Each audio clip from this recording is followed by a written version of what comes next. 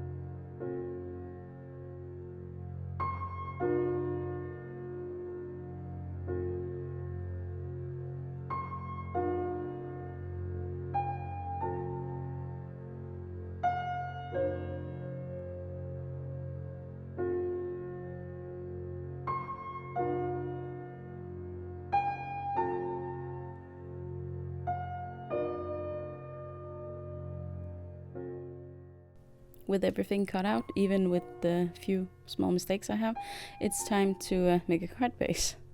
And it's been a while since I made one at this point in time, so I couldn't remember how. The first piece I waste by cutting it in half, which is wrong, unless you want to make mini slimlines, which some people do. I think that's far too little space. I can't handle that, and the die won't fit. So I turn to math. I always do when something isn't working. So I checked the math on this one and figured out that on one piece of A4 I need to make one card base and one card panel. I'm just making the math off screen here. So now I'm going to try again.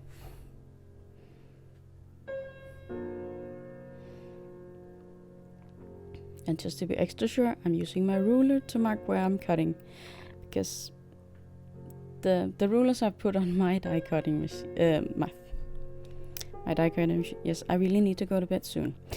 On my cutting machine, on my guillotine, if you prefer, they're not 100% accurate because I put them on there myself. So, therefore, I measured it by hand. And here I found a different way to do it. I used my scoreboard to measure and then just cut off the excess. That's the second way to do it. And now I have these two card panels, which are extra. And I have two card bases.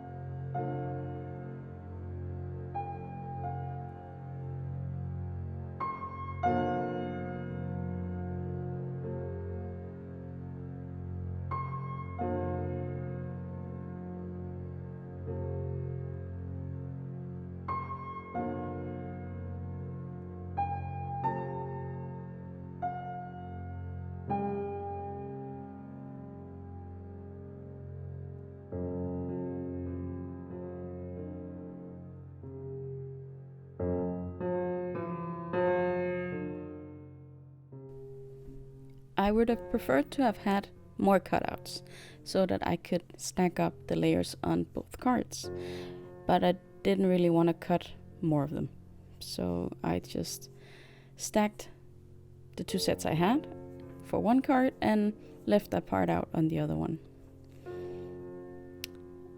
Yeah, I don't know if I did the right thing yet. I'm still debating that one.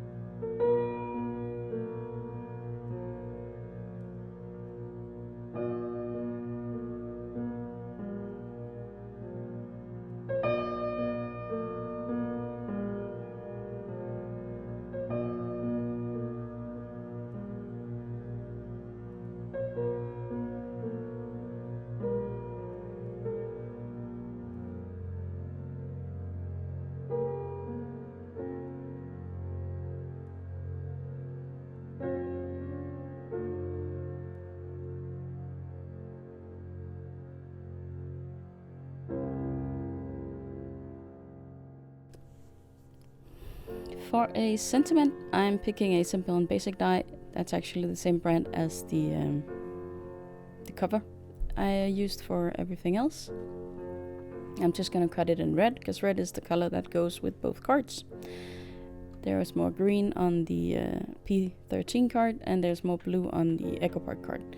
But the red one is on both. Since I had such a small die, this is the tinier one of the Merry Christmases, I can actually use my sidekick, and therefore I just went to town and made 4 pieces for each of these. Yes, I said that, 4 pieces.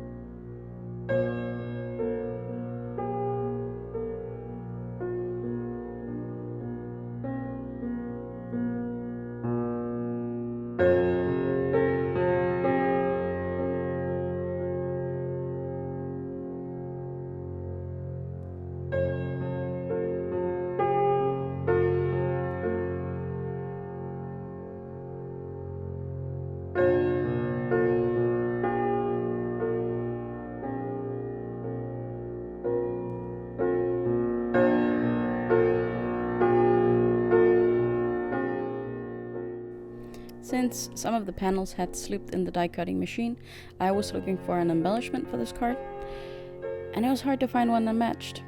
These sequins won't do, or if you can even more confitted than their sequins actually. These have holes in the middle, so therefore they must be sequins, but still, they didn't fit with the color scheme. And they just disappear on the card. That's not what I wanted. So they won't do either.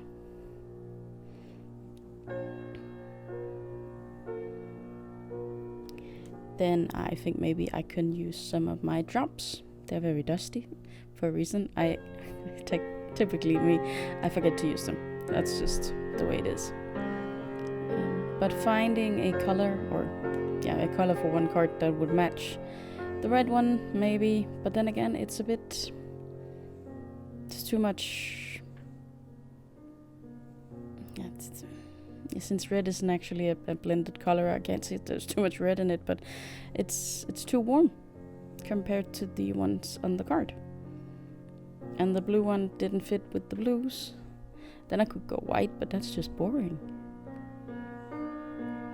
So while I was thinking, I glued on the sentiments. And I had an idea. I had these stars I could cut out from the same red paper as I used for the sentiments, and they fit perfectly to cover up my little troubles. I just put 3 on each. I didn't want it to be too much. and they just about all of them overlap with the white line so that you notice them.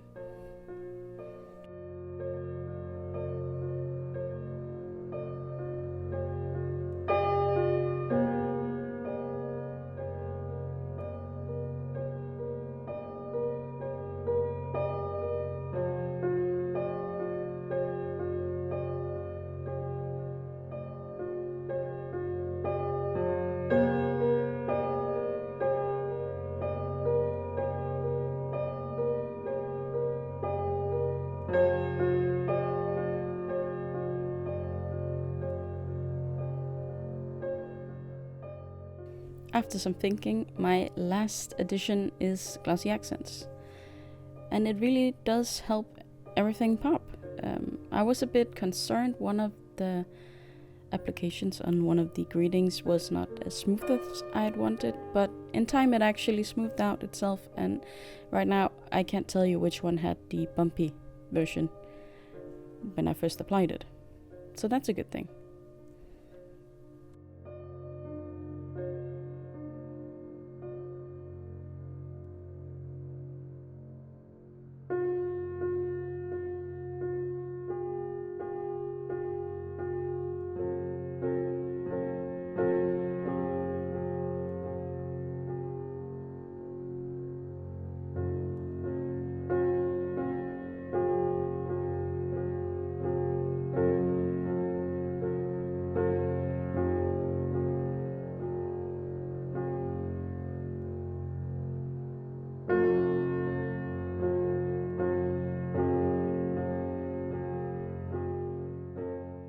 So that's 3 cards down with last week's card, and I need to make 26. So there's quite a few to come. I hope you'll return for those. Until then, I hope you'll be having a good day, evening or night.